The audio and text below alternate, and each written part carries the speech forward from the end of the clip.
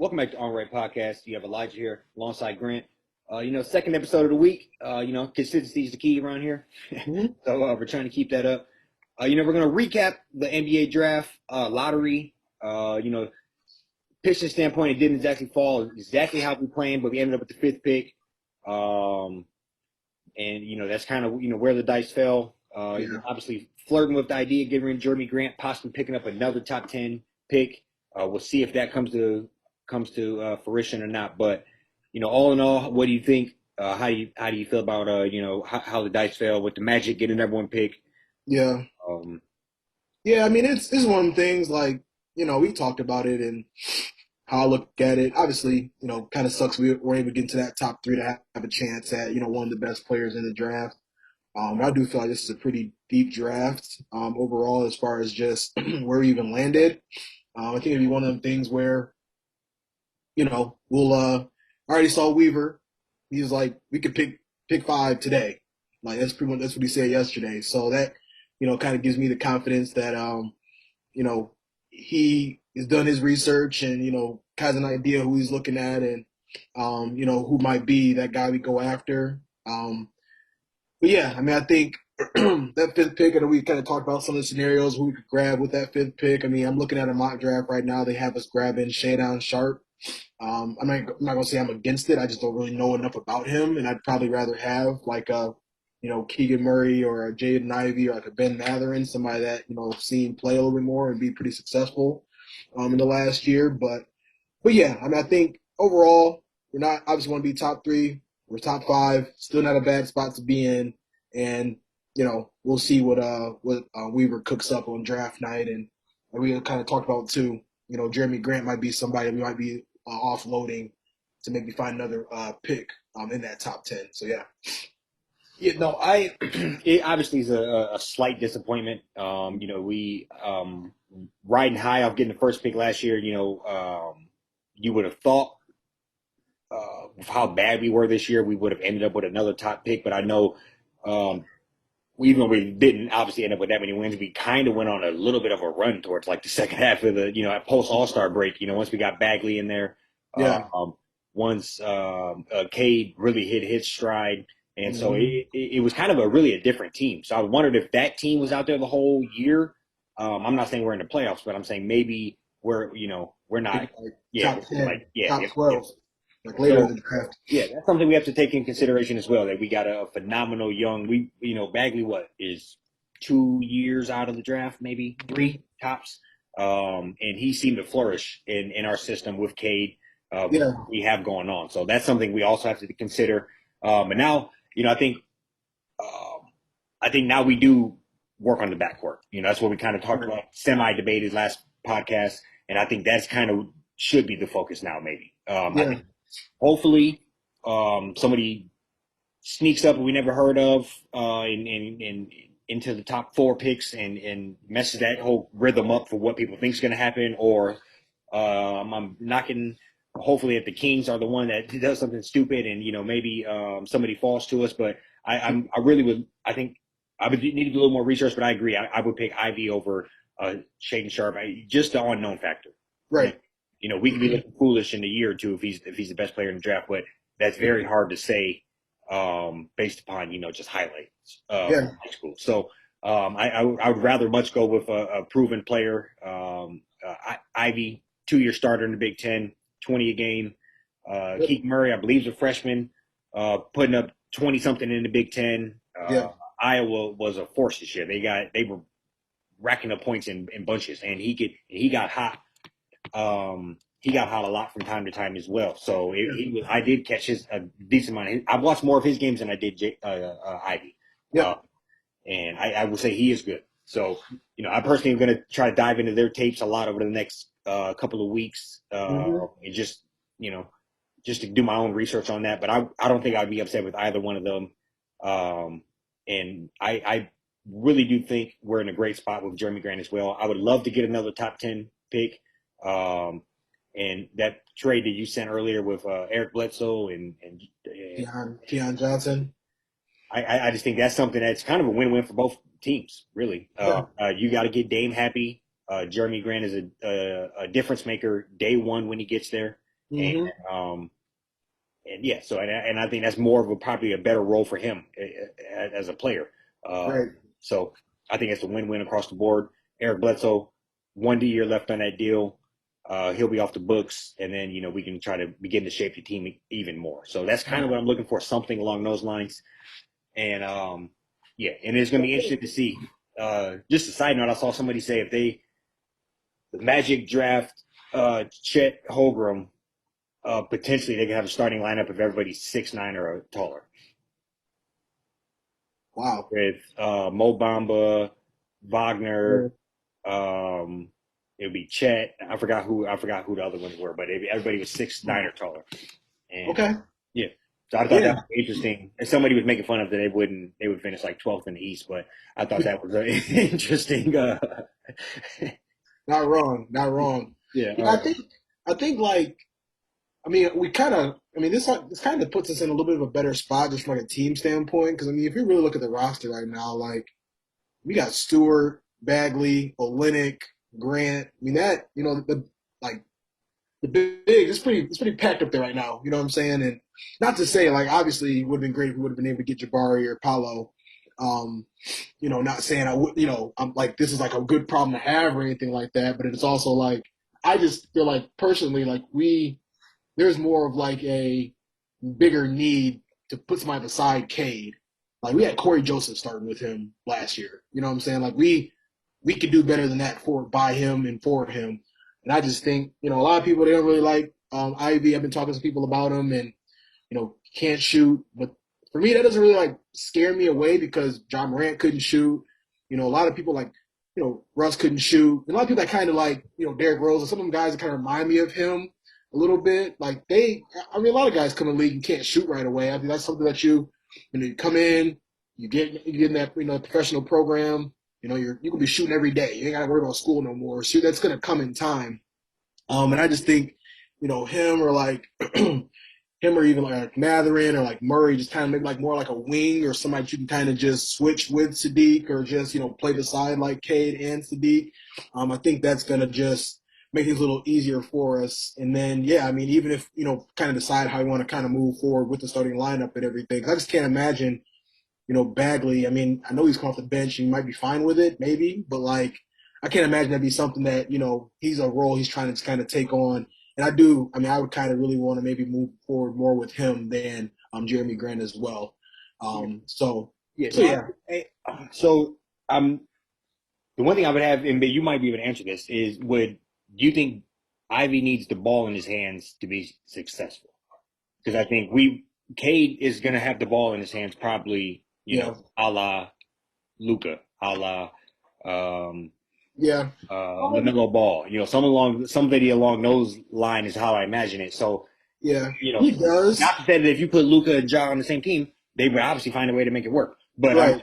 saying, it just makes me wonder. I personally do think you do need a person that can shoot, but if you got just the next guy, anywhere near a John Yeah. Morant type or something, I mean, obviously you can't pass on that. So, Right. Because I yeah, think, yeah, I mean, I remember like watching him play. I mean, he did kind of like play point guard and stuff. He kind of had to. They really just didn't have like they had a solid team, but I mean, he was really just like the guy. And I think how I kind of look at it, and the dynamic I kind of look at it from the standpoint I look at it from is like, you got Sadiq that can shoot pretty well, you know what I mean? And then like I just think like Cade to where he can shoot decent, but he's gonna be more like the point guard, more the facilitator. You got Ivy that's like slashing and coming off picks and attacking the rim, and then can kind of like you know bring everybody in when he's attacking the rim. You kind of just got Sadiq just kind of hovering around. Like I mean, how and I when I say this, I'm not comparing them, but like how I look at almost like how Golden State plays. They all just kind of in a sense, take turns with the ball, bringing the ball, like Poole will bring the ball up sometimes, or mhm. he'll be kind of like playing off, and Steph will have the ball. I mean, you'll see just like Clay just kind of running the baseline, coming off picks and everything, and Jordan Poole's kind of just kind of like being like that, just like making sure if something does go down, they kind of pick it off to him and kind of let him do his thing through the offense, and that's just kind of like what I'd envision, like with them, like obviously, I'm with you. Like you kind of want somebody that's more of a shore shooter, and I think that'd be kind of like Matherin. kind of fit that build or mold a little bit more. But I just look at like, it wouldn't be like if they got Ivy, I'd be like they figure that out. I feel like they, kind of be Yeah, able to work that no, out. yeah, I agree. I agree. I don't think it would be the worst thing. He's not like, you know, I don't imagine like a big issues in the future, but just something. And I Right. did look it up. Ivy shot 35% from three, and Keegan Murray shot 39. So a little bit of a difference there. Yeah. But obviously not like crazy, standout difference. Uh, Yeah. And I think, and I mean, it'd be one of the things, try to kind of understand more of what Keegan Murray can do. Because they got listed as a power forward, but can he play the three? And then maybe like, by Sadiq, and, Cade, Sadiq, Keegan, Bagley or Grant, and then Stewart. Like, I mean, that'd just be a big ass lineup. But I just don't. I guess I don't know enough about him to where like how he can handle the ball and maybe bring the ball up every now and then. But yeah, overall, I mean, I mean, just kind of look at this mock draft. There's a lot of star power, in my opinion, and I guess, and from I, options. and I guess just to kind of connect, we ain't talked a lot about this, but the Shaden Sharp. I guess I know you're higher on him than I am as far as uh, oh my god, I'm drawing a blank on Killian Hayes. But Yeah, we already have a young teenage project point guard. yeah, I don't know if and like I said, I could sound crazy if he comes out to be a superstar, but I don't know if that's really the best gamble at this point is to bring in another guy. Redact what we said last year. He's actually not from overseas, from Canada, but bringing another guy who hasn't, really had a we're going on just potential here. The same mm-hmm. Killian Hayes, we went on potential. Yep, And I don't know, he would be probably about the same age as when they got here, and so it just makes me wonder. We already have a guy that we're kind of on the fence about, and yeah, do you really want to bring in that as well, or because I don't look at I guess I view him in that light as Killian, but not I feel like we know at least what Ivy would be, and that's going to be right, he's going to be solid. And yep, whether he eventually can shoot or not, we don't know, whatever, all that stuff, but we know he's going to be a solid player, regardless yeah, if he ever gets a jumper or not. So, yeah, yeah. And I'll yeah, be honest. I mean, I'm reading through Sharp, and they said 19 years old, explosive bounce, shot making, and mystery is becoming too enticing. You know, like 6'6", too enticing for somebody to like not take him. In my opinion, that kind of sounds like somebody that Sacramento Kings would take a flyer on, just because yep, like that just kind of sounds like something they would do. And I agree with that. Guy being so young. I mean, I'm not. Obviously you want to get guys. The thing is now the draft. A lot of one and dones, a lot of guys coming in 17, 18, 19. But I'm like, man, I mean, Ivy is a sophomore. Murray he's actually a sophomore.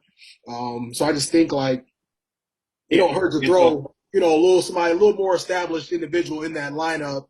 agreed. And 2 years yeah, 2 years in the Big Ten program at a very high level, right, or 1 year riding Kentucky's bench.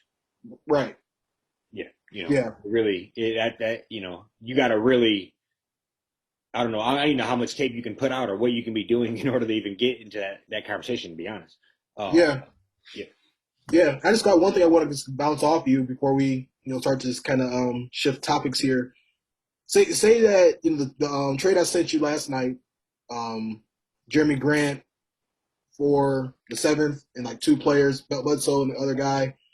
Um, who would you kind of target? If we were to be picking fifth and seventh, I mean, would you, would it be like I mean, they got right now they'd have us taking maybe potentially Shadon Sharp, and then at seven they got they had the Trailblazers taking like AJ Griffin, a sophomore or a freshman from Duke, or yeah, forward.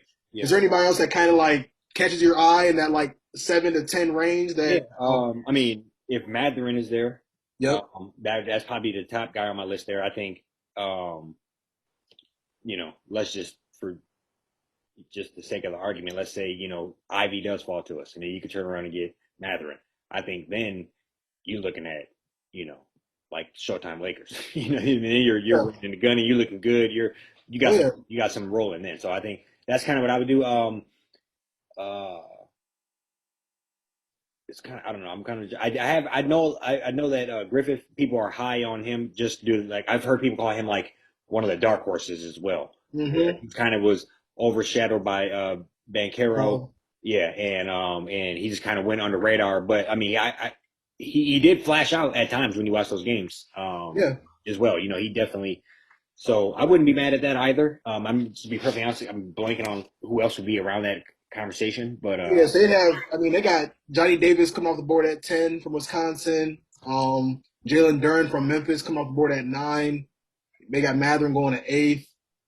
Um, yeah, I mean, obviously it's just a mock draft, so I don't know how much of a reach it'd be for some of these people. But Jeremy Sohan, a freshman from Baylor, is like a big rangy power forward. yeah, Mark Williams, sophomore center from Duke.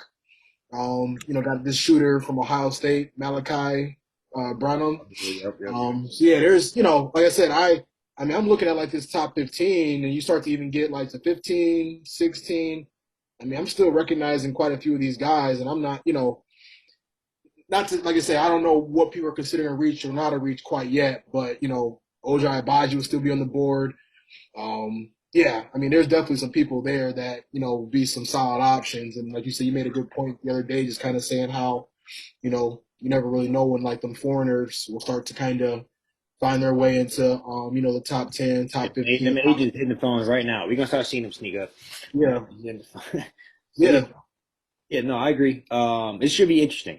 Just a good time of year. It's still exciting time. Um, as a Pistons fan, as an NBA fan, hmm and with this going on in the back burner and the playoffs is the front, and NBA is just continuing to grow in size. And I mean, it's been a phenomenal playoffs, and I mean, arguably the three biggest stars in the league are out already: LeBron, KD, and Giannis. I mean, it's kind of, yeah, of the top 10. Most of them are Kyrie, hmm James Harden, Embiid. yeah, So it's kind of, and they're still putting out great basketball. It's still fun to watch. So that just shows yeah, how good the NBA really is. And yeah, hopefully we'll be not picking in this time and having be riding high on yeah. some It's type of like mini run. at least to play in, at least like, give us an extra game and just see what can happen. 10 seed, 9 seed, steal a spot from somebody. I think that'd be super dope next year. But and one thing you gotta look forward to is free agency. To see the tough thing about like NBA, like NFL does free agency before the draft. Like NBA, they do it after the draft. So Mm. it'd be, obviously it'd be a lot easier to kind of figure out who you want and stuff. Because I know I'm a big Jalen Brunson fan. Um, and yeah, I mean, kind of depending on who they get, it's like who are we going to go after now in free agency too. But I know we're kind of about to shift gears here, but that was another thought that kind of came to my mind too. But yeah, no, like you said, playoffs. I mean, they've been in full force, in full swing. A lot of surprises. Yep. I think the biggest one for sure was just going to be, the Suns starting off 2-0. They were kind of talking a little cash, at the press conference about Luka and how they was hunting them, and what Jordan said, he I took that personal and pretty much just went on this. They won like 4 out of the last 5 games of the series just to really kind of take it home. So like, watching that game unfold on Sunday, I mean, what was, I know we chatted about it. What was kind of going through your mind? Like, what were you thinking when you saw that kind of unfolding like that? I mean, honestly, it was one of the more like surreal basketball moments I've seen, where I just see like a complete meltdown. It was Yeah, um, it got out of hand so quickly, and I have never seen. We joked about this before, but I had never seen an NBA score even that low, and we joked that that's like a bad Big Ten halftime score. yeah. How's basketball? So it's kind of, it really is just it was. Luca came out with such like a fury and a fire, and set It's the points tone like so that. early. Yeah, set the tone so early, and they just seemed shook. Yeah. And then now when you look back, obviously, who's to say that these same videos wouldn't be used to show how excited they were for the game or whatever. But now all these videos of them dancing around before the game, that shit just look clownish now. Uh, hmm you got Oh yeah, the yeah. book walks off the floor. Now, obviously, if they come out and even sneak a win out by 1 point, them same videos are used to show how loose they are and all this. Right. But it just now on a retro, it just looks horrible. So uh, hmm I wonder what they're gonna do. In general, like they don't sound like they want to give Aiden a max, and He only played 17 games or 17 points in that first, damn, 17 minutes in that series or that last game. That was kind of surprising too. yeah, yeah. So it's just kind of I mean, just gonna let him walk away. That seems kind of crazy to do. Chris Paul, I'm not sure how much longer he has on his contract, but he's also seen. I mean, he's slowed down a lot now. Obviously, that doesn't mean he can't come out and still have a good year, but he's obviously inching on down and aging on up. So it's kind of they're in an interesting spot. You know, Yeah, you come off a championship run right. game, and then 63 wins this year, 64 wins, and at home already. You know, it Yeah, really did, and to go home that embarrassing. yeah. And I think, and to me, man, I mean, obviously we kind of look at, I feel like a lot of times Chris Paul's kind of been the scapegoat, a lot of these conversations the last few days. I'm like, look at that Booker, like, this is kind of like, yo, call, you want to talk about, getting snubbed, being an MVP, not being an MVP candidate all year, and being like that next guy up. Like, I mean, I think he scored like 35 points in the last two games of that series, and really was like not being aggressive. Just kind of was like letting it happen, like letting whatever happened happen. And yeah, I mean, Charles Barkley kept saying it quite a bit. Like, Chris Paul is 37 years old. Like, you can't just be letting this guy throw the team on his shoulders every single night. Like if this one we don't play well, nobody does. It's like when do people like Booker show up, Aiton, and I don't. Yeah, and we can talk about Miami and or the Miami and Sixers series and a little bit about the Eastern Conference Finals after this. But like even like with Aiton, man, like I feel like these new like centers they kind of be like not really around the rim like that not really trying to rebound. I just think sometimes kind of that mentality, there's a lot of times he got the ball in the post, wasn't trying to dunk it. He's trying to kind of like do a little jump hook. And like the Mavs' biggest player was like 6'9" or 6'10", 6'9", 6'8" guarding him. So it was just really kind of weird how that all unfolded. And we'll see what happens with Aiden. Because I mean, he's definitely not getting that max deal at this point. There's no way to No. do this move. And I agree with you on that statement of Aiden, and obviously Embiid is a beast. But I'll Right. put Embiid in there.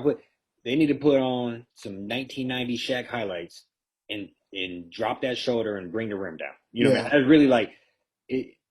Couldn't nobody stop Aiden if he wanted to do that 6 to 10 times a game? Just turn around and damn near get an offensive foul and lower his shoulder. You know what I mean? Like, what do you? Yeah. There's not many people that can stop that. I just don't understand. Like you said, they're trying to the Be lower on. degree, the lower. Yeah. Uh, Like, I mean, he's to be 7'1", not getting me at least 8, 9 rebounds, 20, 25 a game. 10, 10 boards. That's Yeah, still a and standard. I'm being generous with the, you know what I'm Yeah. saying? But it's like, I mean, I'm looking at how he be playing Bro, sometimes. He just be, old school and not even big dudes. Big. Glenn Davis averaged probably 10 boards at his peak. You know, and that mug was like 6'6". yeah, You know what I mean? It's just yeah. just It's a mentality thing. Charles Barkley. Yeah, Oh yeah, he's yeah. 13, And that was 14 when rebounds a everybody. game. Charles Barkley would probably average 25 rebounds a game right now. Yeah, nobody wants Because to box out. they're Everybody using wants to shoot center. threes. Yeah, Right. yeah. Yeah. There's No, real. it's just kind of. I don't know. That team in general was kind of disappointing. You know, I think they went out. They went out. They should feel bad about how they went out. Yeah, I feel like that was an embarrassing. And absolutely. Luca Legend riding high. You know, we'll see what they can do against Golden State, Hmm. a team that has obviously been here before, but Mavs don't seem scared. They don't No. seem like Luca seems like very poised. So that's going to be interesting. I'm excited to see that tonight as well. He out in San Fran have a couple beers before that. Bruce, Bruce. Or Bruce, I just want to ask you because this is another question that's kind of going around before we start to kind of wrap things up here. Would you give Harden max deal? I mean, are you? No, Yeah. I wouldn't. That drop off that has been insane. So I'm messing the numbers up, but his last, I think he's gonna be 39 or 38. He'd be 38 in that last year of the contract, and he'll be Oh making yeah, $60 million a year. That alone that just ain't worth it. he's not even playing 60 games a season, so it's like that don't even. Yeah. I mean, I wouldn't. I mean, how old is LeBron right now? 37. 37. LeBron don't. I mean, wouldn't even deserve to make $60 million this year. I mean, that's a lot. Like, you know what I mean? Like, that's just a Right. phenomenal amount of money. That like, I don't know if who really is. Obviously, that's years in the future, but like, I don't even know who's. You got to be in your peak, like Giannis maybe or something. You know what I mean? Like that could be asked. Like, I just Giannis, don't. You can't Luka, be. that Yeah, back end of Trae your Young. yeah, Yeah, yeah, yeah. I agree. And then too, it's like I just starting to kind of feel bad for Embiid because he's out there doing his thing. He just can't get that Bible sidekick to really just like get over that hump. yeah. And I mean, think about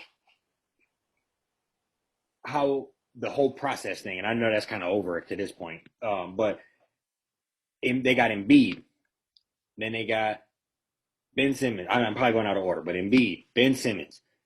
Then they blew it on Mikhail Falks, and Yeah, then they let he was in that draft. who Tatum. Tatum was in that draft. Bro, you throw Tatum on that team right now. they they out the East.